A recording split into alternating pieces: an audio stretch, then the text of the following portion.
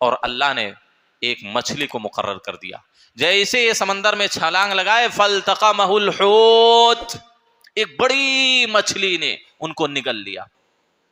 اور اللہ نے مچھلی کو اعلان کر دیا دیکھو یہ تمہاری خوراک نہیں ہے، یہ یونس ہے، یہ تمہاری خوراک نہیں کہ اس کو کھا جانا، اس کی ہڈیوں پر بھی خروچ نہیں آنا چاہیے، اس کے جسم کو نقصان نہیں پہنچنا چاہیے. اللہ رب العالمین نے مچھلی کو الہام کیا، مچھلی نے نگل لیا، مچھلی نگل کے چلی گئی. اب کتنے دن تھے یونس علیہ السلام مچھلی کے پیٹ میں؟ کوئی کہہ رہا ہے 40 دن، کوئی کہہ رہا ہے 7 دن، کوئی کہہ رہا ہے 3 دن، کوئی کہہ رہا ہے کہ نہیں صبح کو کیا ہے مچھلی نے نگلا اور شام کو لا کے باہر ساحل پر پھینک دیا. الغر جو کچھ بھی ہو مچھلی نے نگل لیا. اب وہ مچھلی کے پیٹ میں یونس علیہ السلام ہیں، اور اس میں جب ان کو اپنی غلطی کا احساس ہوا کہ میں نے غلطی کی ہے، میں نے اپنے نفس پر ظلم کیا ہے. اس سے پہلے جو سورہ ہے سورہ انفال اور سورہ توبہ، اس کے بعد سورہ یونس، ان دونوں میں ربط کیا ہے؟ سورہ انفال یا سورہ توبہ کے اندر مشرکین اور منافقین سے جو جہاد کا حکم دیا گیا تھا اس میں کیا ہے جہاد بالسیف تھا. لیکن اس سورہ کے اندر سورہ یونس کے اندر اللہ کے رسول صلی اللہ علیہ وسلم کو رب العالمین نے کیا ہے کچھ ایسے دلائل، کچھ براہین، کچھ اللہ کی آیات ایسی تھیں جن کو علمی طور پر یعنی دلائل سے اس میں جہاد کرنے کا حکم دیا گیا. وہاں جہاد بالسیف تھا، یہاں جہاد بالعلم ہے، جہاد بالدلیل ہے، یعنی دلیل کے ساتھ، دلائل کے ساتھ، براہین کے ساتھ ان سے تم مناظرہ کرو، ان کو جواب دو. کن کو؟ مشرکین مکہ کو. اسی وجہ سے اس سورہ کا جو بنیادی عناوین ہے وہ کیا ہے؟ اثبات التوحید، توحید کو ثابت کرنا، صرف اللہ ہی معبود حقیقی ہے. قیامت کا ذکر اس میں ہے، قیامت کا انکار کرتے تھے، بعث بعد الموت کا انکار کرتے تھے کفار مکہ، اس کی بڑی ساری دلیلیں دی گئی ہیں. عذاب قبر کا مسئلہ ہے. تو یہ کفار مکہ یا مشرکین مکہ جن چیزوں کا انکار کرتے تھے ان ساری چیزوں کو اللہ رب العالمین نے دلائل کے ساتھ اس کو ثابت کیا ہے، اور مشرکین مکہ کے اعتراضات کا علمی جواب اس سورہ کے اندر دیا گیا ہے. اسی وجہ سے جہاد کی کہتے ہیں بڑی ساری صورتیں. ایک تو جہاد بالنفس ہے جو سب سے افضل جہاد ہے، اس سے پہلے بھی ہم نے بتلایا سب سے افضل جہاد جہاد بالنفس، انسان اپنے نفس سے اپنے خواہشات سے جہاد کرے. وہ آپ کو غلط چیزوں کی دعوت دے، غلط چیزوں کی طرف آپ کو ابھارے، لیکن آپ اس کے خلاف جہاد کرتے ہوئے صحیح راستہ کا انتخاب کریں. ایک جہاد بالقلم ہے، قلم کے ذریعہ جہاد کرنا، یعنی جو باطل اہل باطل کے جو اعتراضات ہیں، اسلام پر جو اعتراضات کرتے ہیں، قرآن پر جو اعتراضات کرتے ہیں، نبی پر جو اعتراضات کرتے ہیں، تو ان کو قلم کے ذریعہ اس کا جواب دینا، یہ جہاد بالقلم ہے، قلم کے ذریعہ جہاد کر. اور ایک چیز ہوتا ہے جہاد باللسان، زبان کے ذریعہ جہاد کرنا. زبان کے ذریعہ جہاد کیا ہے؟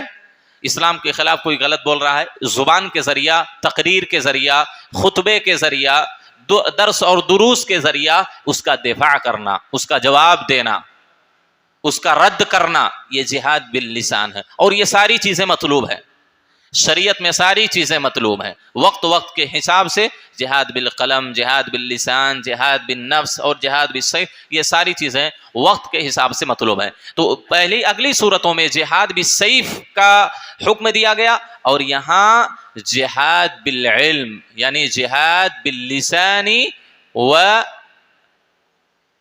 جہاد باللسان و جہاد بالقلم. ان ساری چیزوں کا یعنی جب آپ اہل باطل سے مناظرہ کریں، ان سے حجت کریں تو دلیل کے ساتھ، براہین کے ساتھ. تو ان ساری چیزوں کا اس میں ذکر ہے. اس سورہ کا نام سورہ یونس کیوں رکھا گیا ہے؟ البتہ ایک اور چیز میں آپ کو بتلاؤں، یہ تو ساری چیزیں ہیں جو مشرکین مکہ کے غلط عقائد تھے، ان ساری چیزوں کو اس میں ثابت کیا گیا ہے اور ان کے اعتراضات کا جواب دیا گیا، ان کا رد کیا. خاص طور پر قضا و قدر ارکان ایمان جتنے بھی ہیں، اللہ پر ایمان لانا، نبیوں پر ایمان لانا، رسولوں پر ایمان لانا، کتابوں پر ایمان لانا، آخرت پر ایمان لانا، اچھی اور بری تقدیر پر بھی ایمان لانا، اور بعث بعد الموت، ان سارے ارکان ایمان ہی کا اس میں ذکر ہے۔ لیکن خاص طور پر قضاء و قدر۔ قضاء و قدر کیا ہے؟ یعنی اللہ رب العالمین نے آسمان و زمین کی پیدائش سے 50,000 سال پہلے دنیا اور آسمان یعنی زمین و آسمان کے اندر کیا کچھ ہونے والا ہے، کیسے ہونے والا ہے، کب ہونے والا ہے، کیوں ہونے والا ہے، یہ ساری چیزیں زمین و آسمان کے پیدا کرنے سے 50,000 سال پہلے اللہ نے لکھ دیا۔ اللہ نے قلم کو جب پیدا کیا کہا اکتب کائنا من کان الی یوم القیامہ، قلم کو پیدا کر کے اللہ نے کیا کہا؟ اکتب، لکھ ڈالو۔ قلم نے پوچھا وما اکتب، اللہ کیا لکھوں؟ کہا کہ قیامت تک جو کچھ بھی ہونے والا سب کچھ لکھ ڈال۔ قلم نے ساری چیزیں لکھ دی۔ تو 50,000 سال پہلے آسمان نہیں پیدا ہوا، زمین نہیں پیدا ہوئی، اور کوئی مخلوق نہیں عرش کے علاوہ، وہ ساری چیزیں قلم نے اسی وقت لکھ دی۔ تو یہ قضاء و قدر ہے۔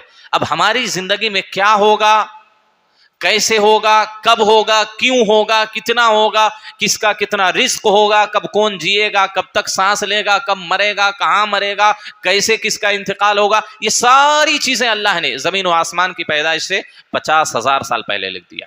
کب انسان کے حق میں اچھا ہوگا، کب برا ہوگا، کب انسان کی زندگی میں خوشحالی آئے گی، کب بدحالی آئے گی، کب خوش ہوگا، کب غمگین ہوگا، یہ ساری چیزیں اللہ نے لکھ دی ہیں۔ ایک تو لوح محفوظ ہے، اور دوسری تقدیر کیا ہے؟ اللہ ماں کے پیٹ میں 40 دن کے بعد، کب؟ 40 دن کہہ رہا ہوں، 120 دن کے بعد، کب؟ 120 دن کے بعد فرشتہ کو اللہ رب العالمین جو رحم پر موکل کرتا ہے، یعنی رحم کے حوالے جن فرشتوں کو اللہ کرتا ہے، 120 دن کے بعد فرشتہ جب اللہ سے پوچھتا ہے تو اللہ رب العالمین وہ اس کی عمر بتاتا ہے، کتنی عمر لکھا، اس کا رزق ماں کے پیٹ میں لکھا جاتا ہے، اور کب تک زندہ رہے گا وہ بھی ماں کے پیٹ ہی میں لکھ دیا جاتا ہے، کب مرے گا وہ بھی ماں کے پیٹ میں لکھ دیا جاتا ہے، یہاں تک لکھ دیا جاتا ہے اشقی ام سعید۔ فرشتے پوچھتے ہیں اللہ کیا یہ نیک بخت ہوگا یا بدبخت ہوگا؟ تو اللہ جو جواب دیتا وہ لکھ دیا جاتا ہے۔ تو ساری چیزیں، کون کافر ہوگا، کون مومن ہوگا، کون مشرک ہوگا، کون موحد ہوگا، کون سنتی ہوگا، کون بدعتی ہوگا، یہ ساری چیزیں کب لکھی جاتی ہیں؟ ایک تو اللہ نے پہلے لکھ دی ہے، ایک ماں کے پیٹ میں یہ ساری چیزیں لکھی جاتی ہیں، اور اس پر ایمان لانا ضروری ہے۔ اچھی اور بری تقدیر دونوں پر ایمان لانا ضروری ہے، ورنہ وہ آدمی مومن ہو ہی نہیں سکتا، مکمل نہیں، مومن ہی نہیں ہو سکتا۔ ارکان یہ ایمان ہے، یہ ایمان کا رکن ہے۔ اسی بنیاد پر قضاء و قدر کا سب سے بڑا فائدہ یہ ہے کہ جس کے دل میں حقیقی ایمان ہے وہ کبھی بھی کسی بھی حالت میں مایوس نہیں ہوتا ہے۔ کیوں؟ ایک مومن کا ایمان ہے، ایک مومن کا ایمان ہماری زندگی میں جو کچھ بھی ہو رہا ہے اللہ کر رہا ہے، اللہ نے ہمارے حق میں ایسے ہی لکھ دیا ہے۔ بیمار ہو گئے، ایک جو حقیقی مومن ہوتا وہ جزا فضا نہیں کرتا، واویلا نہیں مچاتا، گالی گلوچ نہیں، برا بھلا اللہ کو نہیں کہتا، تقدیر کو برا بھلا نہیں کہتا، وہ کیا ہے؟ اس کا ایمان ہے۔ اللہ نے بیماری لکھی تھی، بیمار ہو گیا، اللہ نے ہمارے فلاں کا انتقال اسی وقت لکھا تھا، انتقال ہو گیا، کوئی مسئلہ نہیں، کیونکہ ہمارا ایمان اللہ نے لکھا تھا، ہو گیا، اللہ نے دیا تھا، لے لیا۔ لیکن جن کے دل میں حقیقی ایمان نہیں ہوتا ہے، اللہ پر توکل نہیں ہوتا، بھروسہ نہیں ہوتا، اللہ کی ذات پر یقین نہیں ہوتا، ان کی زندگی میں کچھ برا ہوتا ہے خودکشی کر لیتے ہیں۔ کرتے ہیں کہ نہیں کرتے ہیں؟ خودکشی کر لیے، کسی اور کو مار ڈالے، یہ کیوں؟ کیونکہ قضاء و قدر جو ایمان کا اہم رکن ہے اس پر ان کا ایمان نہیں ہے، اللہ کی ذات پر یقین نہیں ہے۔ تو یہ مسلمانوں کی زندگی میں قضاء و قدر کا بڑا اہم فائدہ ہے، کبھی بھی وہ غلط قدم نہیں اٹھاتے۔ ان کی زندگی میں اچھا ہوا تب بھی وہ سمجھتے ہیں اللہ نے لکھا تھا ہوا، برا ہوا تب بھی یہ سمجھتے ہیں اللہ نے ایسا ہی ہمارے مقدر میں لکھا تھا، اس وجہ سے برا ہوا ہمارے ساتھ۔ تو یہ قضاء و قدر کا بہت اہم فائدہ ہے۔ اور سورت کے اخیر میں اللہ رب العالمین نے اس کا ذکر بھی کیا، وَإِن يَمْسَسْكَ اللَّهُ بِضُرٍّ فَلَا كَاشِفَ لَهُ إِلَّا هُوَ۔ اگر کوئی تکلیف تم کو اللہ تکلیف پہنچانا چاہے، اللہ تم کو پریشانی میں ڈالنا چاہے، تم کو تکلیف میں ڈالنا چاہے، تو دنیا کا کوئی بھی اس پریشانی کو ٹال نہیں سکتا ہے، کوئی نہیں ٹال سکتا۔ اللہ کے رسول صلی اللہ علیہ وسلم نے اسی بات کو حدیث میں بیان کیا. عبداللہ بن عباس سے آپ نے کیا کہا؟ بڑی ساری نصیحتیں کی. کہا وَعْلَمْ أَنَّ الْأُمَّةَ لَوِ اسْتَمَعَتْ عَلَىٰ أَن يَنفَعُوكَ بِشَيْءٍ لَمْ يَنفَعُوكَ إِلَّا قَدْ كَتَبَهَ اللَّهُ لَكَ. پوری امت، جنات، انسان، سب کچھ، جتنے لوگ ہیں سب مل کر تجھے ذرا سا بھی فائدہ پہنچانا چاہیں تو نہیں پہنچا سکتے الا کہ اللہ نے تمہارے حق میں وہ فائدہ لکھا ہو. پوری دنیا کے لوگ مل کے تم کو ذرا سا بھی نقصان پہنچانا چاہیں نہیں پہنچا سکتے الا کہ اللہ نے وہ نقصان لکھا ہو. سمجھ رہے ہیں؟ یہی قضاء و قدر ہے. اسی کو کہتے ہیں تقدیر کا مسئلہ. تقدیر پر ایمان لانا ضروری ہے. اگر تقدیر پر ہمارا ایمان مضبوط رہا تو ہماری زندگی میں کبھی غمی نہیں آئے گی. ہم کبھی غلط قدم نہیں اٹھائیں گے. کسی پریشانی کے وقت، کسی تکلیف کے وقت، کسی مصیبت کے وقت کبھی بھی غلط قدم ایک مومن نہیں اٹھا سکتا، کیونکہ اللہ نے ویسا کیا، اس پر ایمان ہے، وہ خوش ہے، ہر حالت میں خوش ہے. اسی وجہ سے مومن کی علامت کیا بتلائے گی؟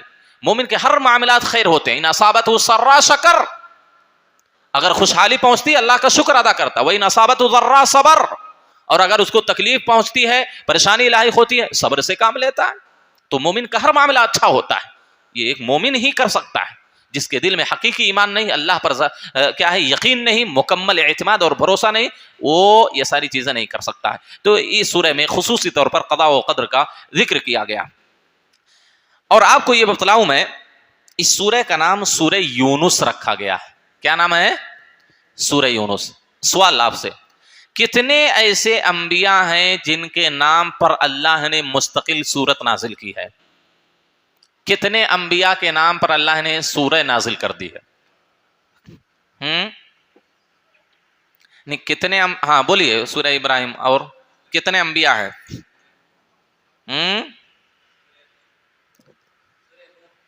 نون. ہاں زیادہ وقت جایا تھا. 6 پیغمبر ہیں. کتنے ہیں؟ 6 پیغمبر ایسے ہیں یا 6 انبیاء ایسے ہیں جن کے ناموں پر اللہ نے سورت نازل کی ہے. ان میں سے سب سے پہلی سورت سورہ یونس، سورہ یونس، سورہ ہود، سورہ یوسف، سورہ ابراہیم، سورہ محمد اور سورہ نوح. یہ 6 انبیاء ہیں جن کے ناموں پر اللہ رب العالمین نے قرآن کی مکمل سورت نازل کی ہے. ظاہر سی بات ہے یہ فضیلت کی ایک چیز ہے. اور اسی طریقے سے آپ کو یہ بھی بتلاؤں، سورہ یونس اس وجہ سے اس کا نام رکھا گیا اس سورت کا کیونکہ اس میں یونس علیہ الصلاۃ والسلام کا ذکر ہے. یونس علیہ الصلاۃ والسلام کا پورے قرآن میں کتنی مرتبہ ذکر ہے؟ جواب دے رہا ہوں میں. 4 مرتبہ یونس علیہ الصلاۃ والسلام کا پورے قرآن میں ذکر ہے. اور 2 مرتبہ ان کی صفت ذکر ہے. ایک مرتبہ نون والے یعنی مچھلی والے، ایک مرتبہ صاحب الحوت یعنی مچھلی والے. تو 4 مرتبہ نام آیا ہے یونس علیہ الصلاۃ والسلام کا پورے قرآن کے اندر. یونس علیہ الصلاۃ والسلام دراصل ان کا واقعہ بڑی عبرت اور نصیحت کے لائق ہے. یونس علیہ الصلاۃ والسلام کہاں بھیجے گئے تھے؟ عراق کے اندر. عراق جانتے ہیں؟ سنے ہیں عراق؟ جی. تو عراق کے اندر جہاں صدام حسین تھا، تو عراق کے اندر ایک بہت ہی اہم شہر نینوا، موصل جو وہاں کا دارالحکومت ہے، سب سے بڑا شہر ہے، شہر نینوا. اس وقت یہ پورے عراق کا مرکز تھا اور آشوریوں کی حکومت اس وقت تھی. اس وقت یہ جو بستی والے تھے، نینوا والے بستی، جو سمندر کے کنارے ہی واقع تھا، بحر احمر وغیرہ کے قریب میں یہ بستی واقع تھی. اور اتنا بڑا شہر تھا اس دور میں، حالانکہ یہ عیسیٰ علیہ الصلاۃ والسلام سے 400-500 سال پہلے کے ہیں. اس وقت اتنی بڑی یہ بستی تھی، اتنا بڑا شہر تھا کہ 1 لاکھ سے زائد لوگ وہاں آباد تھے. گویا کہ اس وقت بڑی آبادی تھی. تو یہ بڑا شہر تھا اس وقت کا، یہ مرکزی شہر تھا وہاں کا. تو نینوا کی طرف یونس علیہ الصلاۃ والسلام کو نبی بنا کر بھیجا گیا. سمجھ رہے ہیں؟ تو یونس علیہ الصلاۃ والسلام ان کو دعوت دیتے رہے. وہ بتوں کی عبادت کرتے تھے، شرک میں ملوث تھے. کئی سال یونس علیہ الصلاۃ والسلام ان کو توحید کی طرف بلاتے رہے. کہا جاتا ہے کہ کئی سال انہوں نے اللہ کی طرف دعوت دی، صرف 2 لوگوں نے اسلام لائے، 2 لوگ ایمان لائے۔ یونس علیہ الصلوۃ والسلام کئی دنوں تک جب دعوت دیے وہ لوگ نہیں مان رہے، غصہ ہو گئے، ان پر بد دعا کر دی اور کہا 3 دن کے اندر اندر اللہ تم پر عذاب نازل کر دے گا۔ تو ان کی قوم والے نے سوچا بھئی اگر یہ نبی ہیں تو اللہ ضرور عذاب نازل کرے گا۔ ان لوگوں نے کیا سوچا، اگر یہ ہمارے اندر موجود رہے، یعنی ہماری بستی سے نکل کر باہر نہیں گئے تو کوئی مسئلہ نہیں، اگر باہر چلے گئے تو مسئلہ ہو جائے گا۔ تو وہ لوگ دیکھتے رہے، 3 دن کا ٹائم دیا تھا انہوں نے، 3 دن کے اندر اللہ عذاب تمہارے اوپر نازل کرے گا۔ اب یونس علیہ الصلوۃ والسلام تیسرے دن رات ہی کو اپنی بستی سے سب کے سامنے علی الاعلان نکلتے ہیں۔ وہ لوگ سمجھ گئے بھئی عذاب آنے والا ہے، وہ لوگ بھی دیکھ رہے ہیں۔ اور تیسرے دن جب آسمان بالکل کالا ہو گیا، گھٹا ٹوپ تاریکی، اور بعض لوگوں نے کہا کہ سرخ ہو گیا آسمان، یعنی عذاب نازل ہی ہونے والا تھا، تو اہل نینوا کے جتنے لوگ تھے وہ سب سمجھ گئے یونس علیہ الصلوۃ والسلام چھوڑ کے چلے گئے، اس کا مطلب عذاب آ رہا ہے، عذاب آنے والا۔ تو اس وقت ان کی قوم ایمان نہیں لا رہی تھی، یہ غصے سے چھوڑ کر، اللہ کا حکم ابھی نہیں آیا تھا کہ بستی کو چھوڑنے کے لیے، یہ چھوڑ کر کیا ہے چلے گئے۔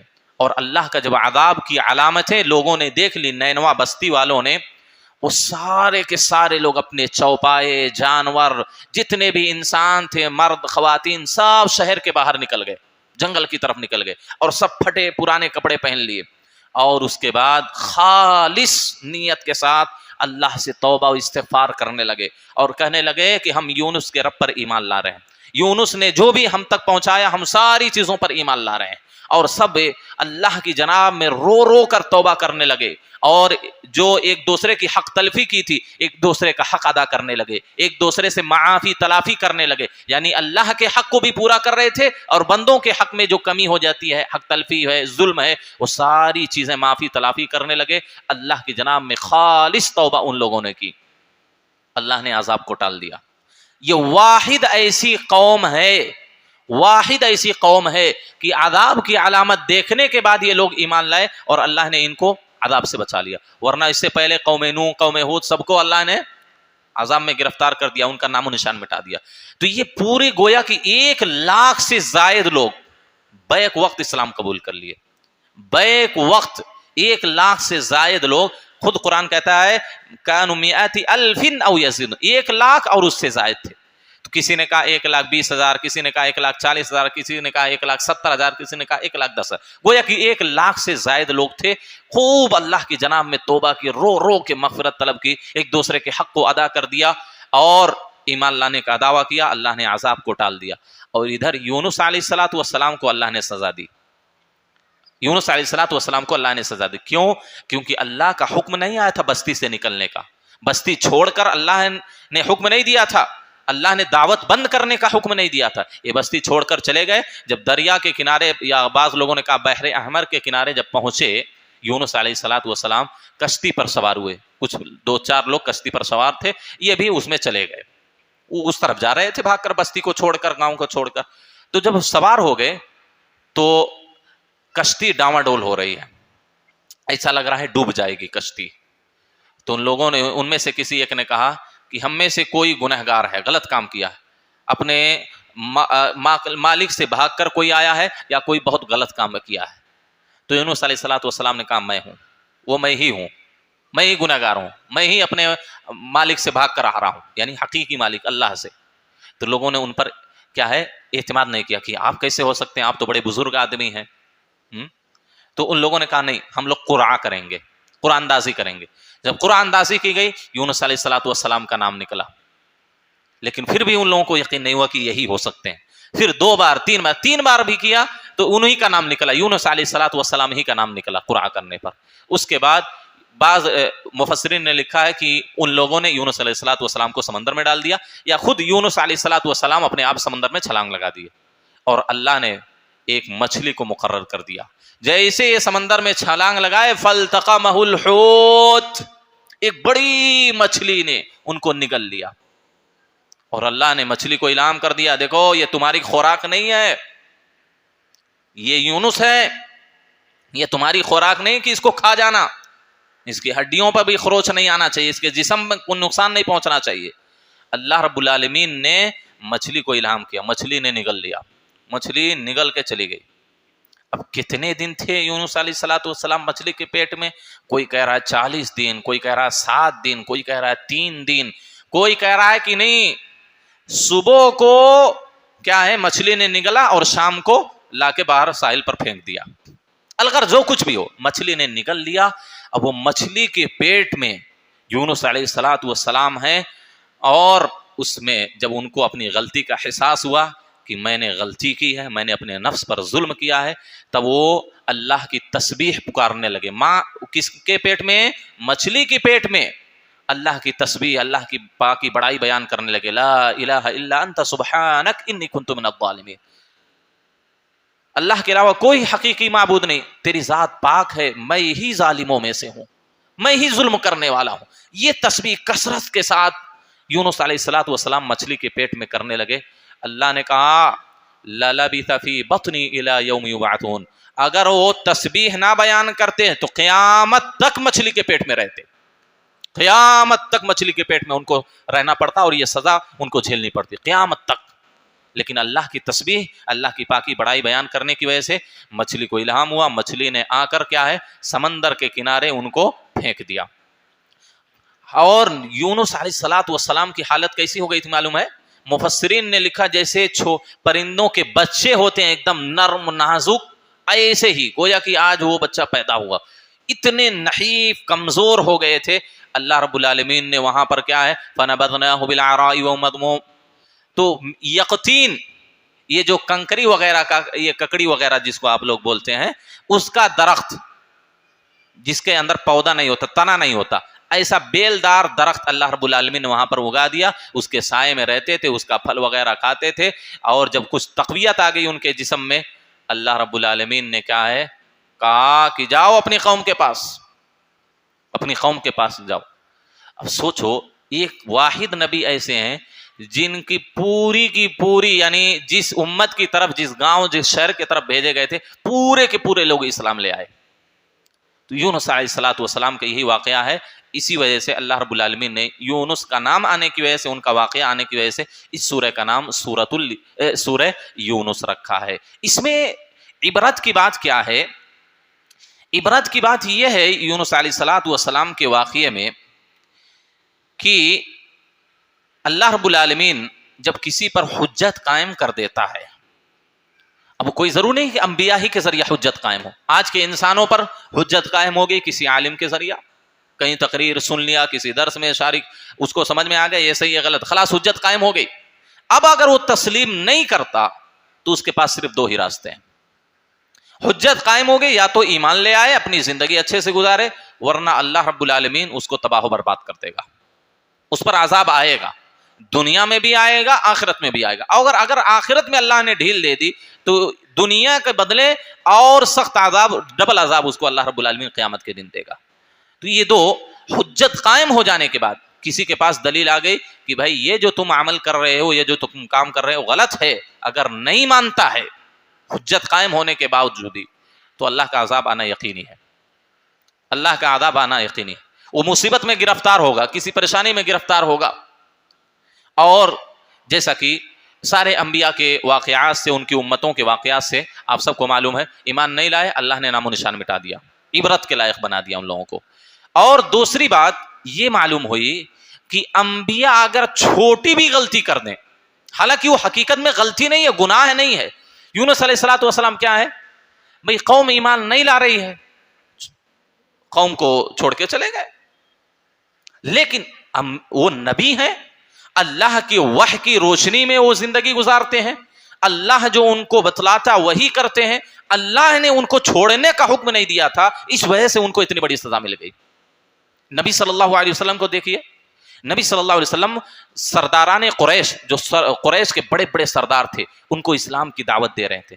ایسے وقت میں عبداللہ بن ام مکتوم رضی اللہ تعالیٰ عنہ، ایک نابینا صحابی آتے ہیں، وہ کوئی سوال کرنا چاہتے ہیں، کچھ پوچھنا چاہتے ہیں، نصیحت حاصل کرنا چاہتے ہیں۔ اللہ کے رسول نے سوچا بھائی وہ تنہا ہے، یہاں سرداران قریش بڑے بڑے سردار ہیں، یہ لوگ اگر سمجھ گئے، یہ لوگ اسلام لے آئے تو پورا مکہ اسلام لے آئے گا، اچھی بات تھی نا, ان کو بعد میں بھی سمجھا سکتے تھے, وہ تنہا تھے, یہاں اتنے بڑے بڑے سرداران ہیں, ان کے سامنے اگر ان سے کیا ہے منہ پھیر کر کے ان کو جواب دیے, ان کی طرف متوجہ ہو گئے تو یہ ناراض ہو سکتے تھے, نقصان ہو سکتا تھا.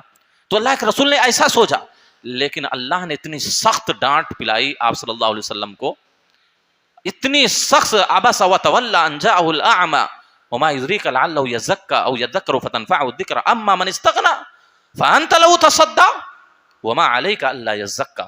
اللہ نے سخت ڈانٹا نبی کو, سمجھ رہے ہیں, حالانکہ یہ غلطی نہیں ہے, لیکن نبی ہونے کے حساب سے, رسول ہونے کے حساب سے بڑی غلطی ہے, کیونکہ ان کا مقام اتنا بلند ہے, اتنا بلند ہے کہ ذرا سے بھی چوک ہو جائے تو بلنڈر مسٹیک ہو جاتی ہے, سمجھ رہے ہیں. اسی وجہ سے تو اس میں یہ بھی بات معلوم ہوئی کہ جو اہل مقام ہوتے ہیں, جو اہل فضل ہوتے ہیں, ان سے اگر غلطی ہو جاتی ہے تو لوگ بہت بڑا اس کو تصور کرتے. ایک عام آدمی سے اگر کوئی غلطی ہو جائے, چوری کر لے, ٹھیک, اتنا بڑا مسئلہ نہیں. اگر کوئی بڑا آدمی, نیک آدمی ہو, خاص طور پر عالم حافظ ہو, وہ چوری کر لے, عالم ہو کے چوری کرتا ہے, حافظ صاحب ہو کے چوری کرتے ہیں, بڑی غلطی ہو جائے گی, وہ ہے کہ نہیں, بڑی غلطی ہو جائے گی. تو شخصیت کے حساب سے بھی گناہ میں گویا کی درجات ہیں, گریٹ ہیں. اور تیسری چیز اس حدیث سے معلوم ہوئی کہ ہر نبی پر ایمان لانا ضروری ہے, ہر نبی پر ایمان لانا ضروری ہے. البتہ نبی صلی اللہ علیہ وسلم پر تفصیلاً ایمان لانا اور ان سے پہلے جو انبیاء ہیں ان پر اجمالاً اور مختصر ایمان لانا یہ ہم سب پر واجب ہے, ورنہ کسی کا ایمان مکمل نہیں ہوگا. تو یہ سورہ یونس کے اندر ہم نے کہا مشرکین کے جو غلط عقائد اور نظریات تھے, اللہ نے اس کو بیان کیا اور ان کا علمی جواب دیا ہے, ان کی تردید کی ہے, خاص طور پر قضاء و قدر کے مسئلے میں, اور یونس علیہ الصلوۃ والسلام کا اس واقعے کی طرف اللہ نے اشارہ کیا ہے. اللہ سے دعا ہے اللہ ہم تمام لوگوں کو قرآن سننے, سمجھنے اور اس کے مطابق عمل کرنے کی توفیق دے.